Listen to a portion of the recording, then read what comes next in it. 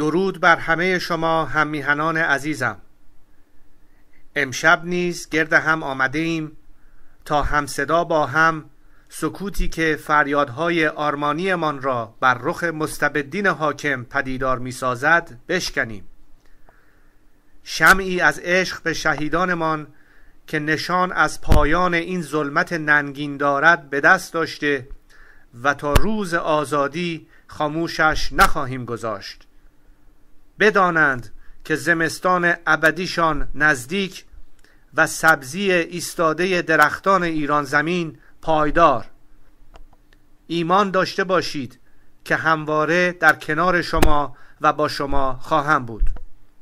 خداوند نگهدار ایران باد.